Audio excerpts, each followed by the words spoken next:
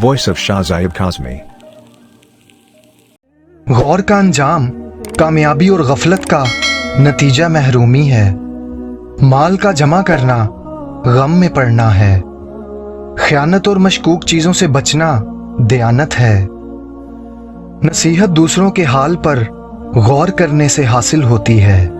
कुरान पाक निहायत बेहतरीन हिदायत, नमाज अच्छी इबादत और अपने आप को पहचानना कमाल मार्फत है। सच्चाई रिफत मर्तबा का जरिया है। गूंगा होना झूठ बोलने से बेहतर है। उलमा इसलिए गरीब और बेकस हैं कि जाहिल लोग ज्यादा हैं और वो इनकी कदर व मंजिलत नहीं जानते। ख्वाहिश परस्ती इंसान को असफल साफिलीन में गिराने वाली है। माल दुनिया में इंसान को बुलंद कदर बनाता है मगर आखिरत में ख्वार करता है। सखावत इसे कहते हैं कि बगैर मांगे दिया जाए।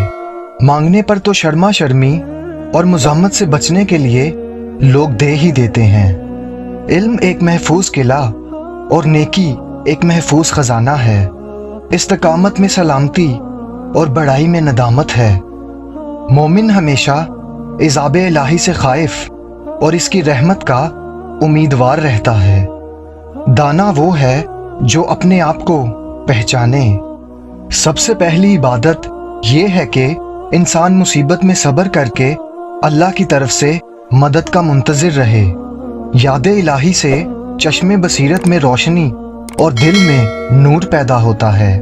वादा करो तो इसके खिलाफ ना करो और अगर गुस्सा आए तो जुबान से बेहुदा बात ना निकालो।